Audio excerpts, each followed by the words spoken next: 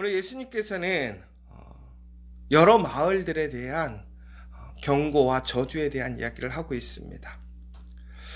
예수님은 항상 사랑하시고 무엇인가를 아끼시고 살리기를 원하십니다. 그런데 오늘 화 있는 마을들, 하나님께 심판받을 마을들에 대해서 이야기를 하고 계십니다. 왜 그런가 우리 한번 같이 잘 볼까요? 우선 예수님께서 오늘 얘기하고 있는 고라신과 벳세다 그리고 가버나움이 왜 이처럼 진노의 대상, 화를 당할 것이라고 이야기를 했느냐.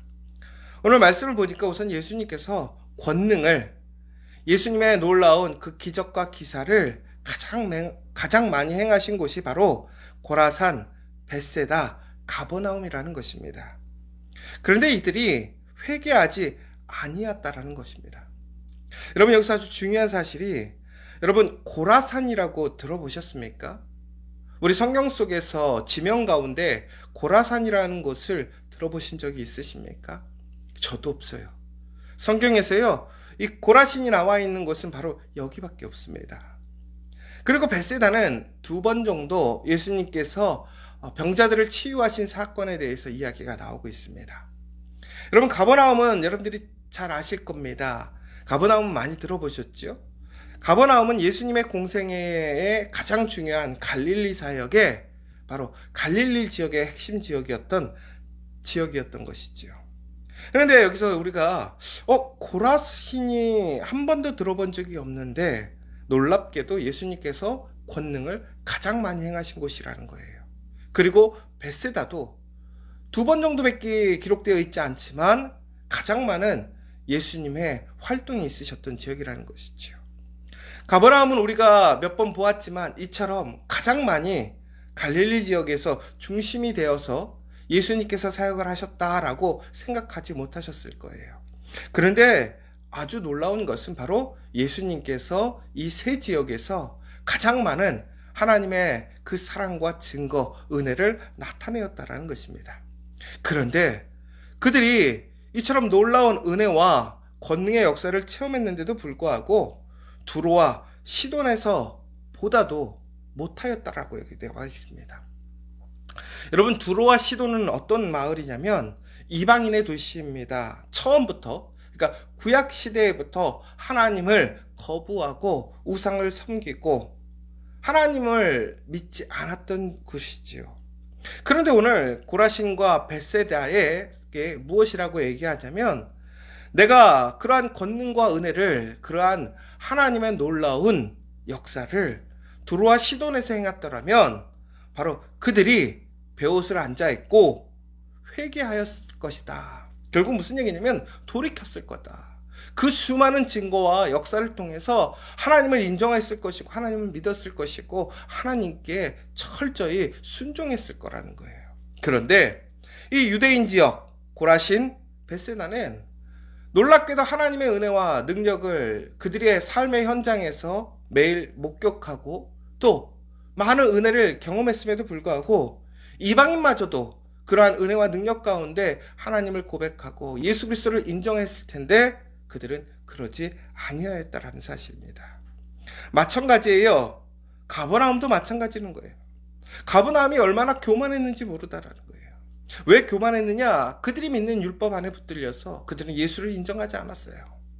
분명히 하나님의 그 놀라운 약속을, 그 놀라운 기적과 기사를 그 바리새인과 서기관들 앞에서 보여줬음에도 불구하고 그들이 믿는 그들 스스로의 의로움에 사로잡혀서 그 놀라운 증거와 역사 앞에서도 그들은 예수님을 인정하지 않았다라는 거예요. 그런데 놀라운 것이 이처럼 그러한 예수 그리스도의 사랑과 은혜와 역사를 소돔에서 행했더라면 그 성이 오늘까지도 있었을 거라는 거예요. 여러분, 소돔과 고모라가 존국에는 망했잖아요. 하나님의 은혜 안에 그들이 돌이키지 못하고 그 악한 길에서 행함으로 그들은 하나님의 불바다가 되어서 사라져버렸어요.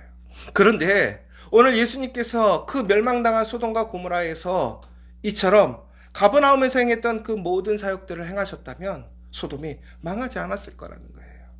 그렇게 악하고 정말 세상의 그 유행에 물들어서 세상의 즐거움을 쫓던 자들도 예수님께서 그곳에서 놀라운 이 하나님의 역사를 일으키고 하나님의 증거를 나타내었다면 그들의 그런 강팍하고 불의한 마음들도 예수 그리스도 앞에서 그들은 온전하니 회개하고 그들의 삶을 돌이켰을 거라는 것이지요.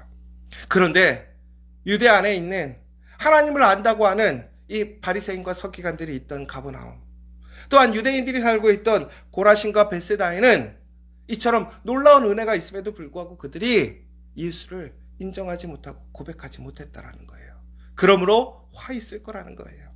오히려 두로와 시돈에서 하나님의 징계와 심판이 일어났던 것보다 더 무섭고 온전한 심판이 임하겠다라는 것이죠. 가버나움엔 오히려 소돔이 망했던 것보다 더 놀라운 하나님의 그 징계가 임할 거라는 거예요. 왜? 하나님의 말씀, 하나님의 은혜가 있어도 돌이키지 않았기 때문에 그렇다는 것이죠. 저는 오늘 이 말씀을 보면서 이런 생각이 들었어요, 여러분. 여러분, 우리는 우리의 삶 속에서 얼마나 많은 하나님의 은혜를 구합니까?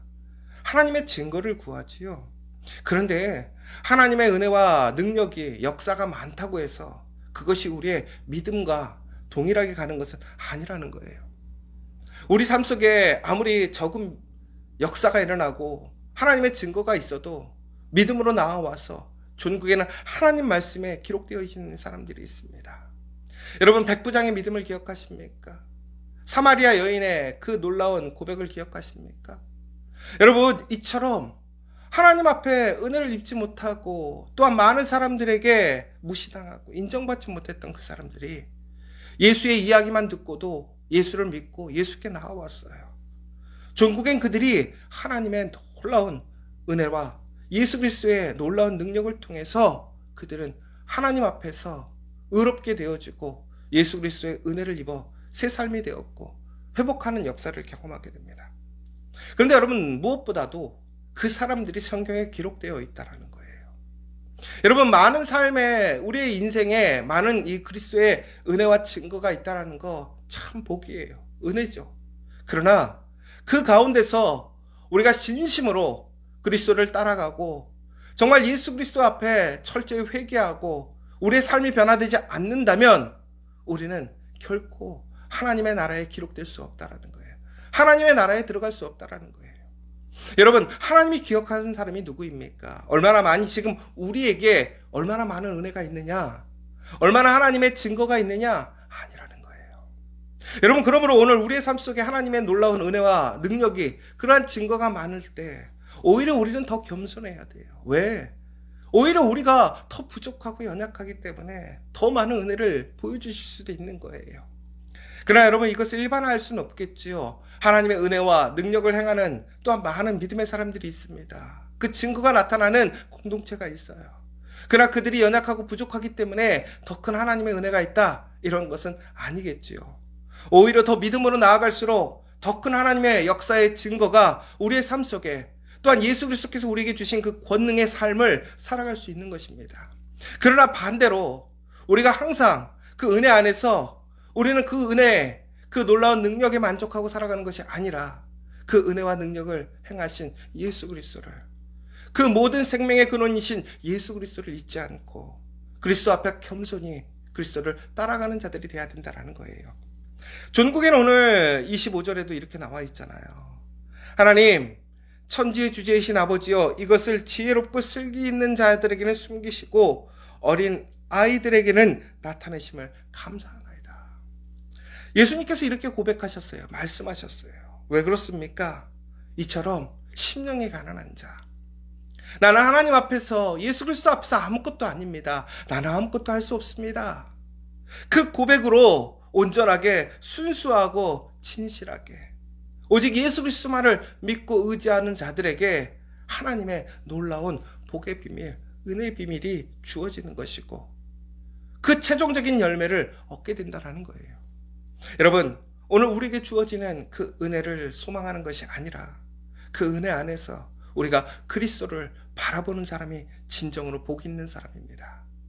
여러분, 우리가 기도해야 할 것은 하나님, 나에게 이러한 역사를 보여주시고 나에게 이런 은혜를 주시고 나에게 이런 힘을 주시옵소서가 아니라 우리의 삶 속에서 진정으로 예수를 고백하고 또한 예수를 알고 예수를 따라갈 수 있는 사람. 그래서 정말 그리스도께서 나에게 주신, 우리에게 주신 그 은혜를 진정으로 우리가 그 은혜 안에 살아갈 수 있고 그 은혜를 나눌 수 있는 사람들. 그 삶을 통해서, 그 은혜를 통해서 하나님께 영광을 돌릴 수 있는 그 사람들. 그래서 전국에는 하나님께 기록되어져 있는 사람. 그 말씀에 하나님의 그 생명책에 기록되는 저와 여러분 되시기를 간절히 소망합니다. 오늘 그러면서 다시 한번 예수님께서는 이렇게 얘기하고 계세요. 그럼에도 불구하고 수고하고 무거운 짐진 자들아 다 내게로 오라. 내가 너희를 쉬게 하리라. 예수님은 그럼에도 불구하고 오늘 다시 한번 얘기하고 계십니다. 지치고 상하고 또한 지금 예수 그리스도의 말씀에 변화되지 않고 또한 자기의 길을 걸어가고 혼자서 그 무거운 짐을 짊어지고 가는 그 사람들에게 다시 한번 말씀하시는 거예요. 예수 그리스도를 믿는 믿음의 사람들, 예수 그리스도를 찾는 그 사람들에게 쉼을 얻고 싶지만 쉼을 어디서 얻어야 될지 알지 못하는 그러한 사람들에게, 그 모든 사람들에게 예수님께서 이렇게 얘기하고 계세요. 수고하고 무거운 짐진 자들아 다 내게로 오라. 내가 너희를 쉬게 하리라. 아멘. 나는 마음이 온유하고 겸손하니 나의 멍에를 메고 내게 배우라. 그리하면 너희 마음이 쉼을 얻으리니. 오늘 예수님께서는 누구든지 예수 그리스도에게 오면 쉼을 얻게 하시겠다라는 거예요. 그런데 그 쉼을 어떻게 얻느냐? 바로 예수 그리스도가 누구인지를 잘 알고 가면 되는 거예요. 예수님은 누구십니까? 온유하고 겸손하신 분이래요. 그러므로 언제든지 우리를 용서하시고 우리를 수용할 수 있어요. 그런데 예수님께서는 오늘 무엇이라고 하냐면 나의 멍에를 메고 내게 배우라는 거예요. 아니 내가 짐을 덜러 가고 싶은데 예수님의 짐을 지고 나를 따라오라는 거예요. 어떻게 이것이 우리에게 쉼을 주는 것입니까? 내가 예수 그리스도의 멍에를 메고 배우는 과정들이 너무나 힘들 텐데 괜찮겠습니까? 오히려 더 짐이 생기는 게 아닙니까? 아니죠. 이 멍에라는 것은 흔히 얘기해서 나 혼자 지는 게 아니에요. 그럼 예수님과 같이 진다라는 의미는 뭐예요? 결국은 예수님이 멍에를 지심으로 내가 그 멍에에 참여하게 될 때에 나는 힘이 들지 않는 거예요.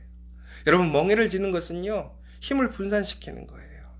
누군가가 있는 그 멍에를 진 사람에게 내가 멍에를 지게 되면요, 나는 아무런 힘이 들지 않고요, 오히려 그 멍에가 모든 것들을 한 사람이 책임져주고 따라갈 수밖에 없게 되는 것이죠. 그걸로 예수님의 멍에를 매라는 것은 결국은 내가 예수님의 짐을 지라는 것이 아니라 예수님께서 지어주시는 그 짐 가운데 나는 참여하는 것이고 예수님과 함께 동행함으로 나는 그 예수 그리스도께서 인도하시는 복된 길로 나아갈 수 있다는 거예요. 결국은 내 짐마저도 예수님이 지어주시고 우리는 예수님과 함께 동행하겠다는 거예요. 예수님의 그 길대로 나아가겠다는 거예요. 그렇게 될 때 우리에게 어떻게 되느냐? 마음에 쉼이 있는 거예요.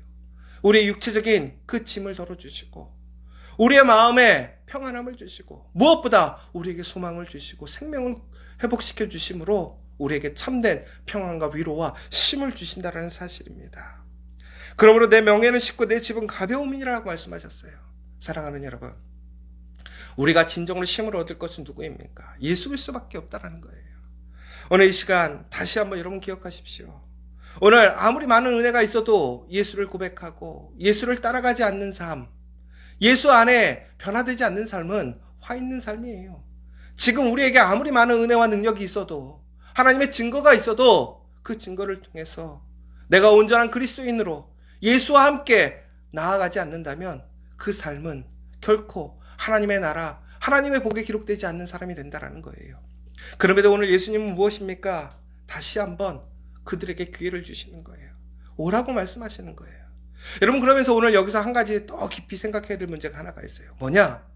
여러분, 우리가 이처럼 수많은 에너지를 쏟아서 전국에는 하나님 앞에 돌아서지 못하는 이들에게 대해 예수님은 오늘 화가 있다라고 얘기하셨는데, 그러면 효율적으로 효과적인 사람들에게 더 에너지를 쏟으면 더 많은 열매를 맺고 더 많은 구원의 역사가 일어날 텐데 왜 이렇게 믿지도 않고 예수님을 부인하는 사람들에게 계속해서 기적과 기사를 보여주고 예수님의 에너지를 썼는가라는 생각인 것이죠. 결국은 예수님은 효율성을 중요시 여기는 게 아니에요. 여러분, 우리가 믿음의 삶을 살다 보면 우리는 효율성이라는 것에 우리는 생각이 머물 때가 있어요. 마찬가지예요. 교회에서도 마찬가지인 거예요. 어떤 사람은요, 1년 안에 변화되는 사람이 있어요. 그런데 10년 걸리는 사람도 있고요. 평생 변화되지 않는 사람이 있어요. 그럼에도 불구하고 그 한 사람을 붙들고 기도하는 이유가 무엇입니까? 그 한 사람의 영혼이 천하 만물보다 귀하기 때문에 그래요. 하나님은 효율적으로 얼마나 많은가가 중요한 것이 아니라 그 한 생명 자체를 귀하게 여기시는 거예요. 그러므로 여러분, 오늘 우리에게 허락되어져 있는 우리가 감당해야 될 그 불쌍하고 또한 소중한 생명이 있다면 우리 또한 예수님처럼 효율적인 것이 아니라 그 생명의 가치를 따라서 오늘도 그 사역을 힘쓰고 소망하는 저 여러분 되시길 원합니다. 바로 그 은혜 가운데 오늘 우리가 있는 거예요. 효율성으로 봤을 때 여러분, 그 효율적으로 여러분들이 그런 가치가 있는 사람이었습니까? 제가 가치가 있던 사람이었습니까? 아니죠. 그럼에도 그 사랑으로 오늘 우리는 그 은혜에 참여하게 되었고 고백할 수 있는 그 놀라운 그 은혜를 경험하게 되었어요. 그러므로 오늘 이 시간 다시 한번 우리가 정말로 모든 일들 속에서 지치고 상하고 포기하는 것이 아니라 다시 한번 주의 은혜 안에 주를 고백하고 또한 주의 은혜를 나누는데 힘쓰는 우리 커피와 교회 모든 성도들 되시기를 간절히 소망합니다. 오늘 이 시간 우리 함께 기도했으면 좋겠습니다. 진심으로 우리가 은혜를 구하는 것이 아니라 그 은혜 안에 예수 그리스도를 보고 예수 그리스도를 따라갈 수 있는 진실한 진정한 예수 그리스도의 제자가 되길 원합니다. 예수님은 오늘도 우리를 부르십니다. 우리에게 모든 쉼을 주시겠다고 약속하십니다. 예수에게 소망이 있습니다. 예수에게 생명이 있습니다. 그 길을 걸어가는 우리가 되기를 원하며 무엇보다 예수님처럼 우리는 효율성이 아니라 그 귀한 한 생명, 그 한 생명의 가치를 지켜가는 저와 여러분, 우리 커피와 교회 되기를 간절히 소망합니다.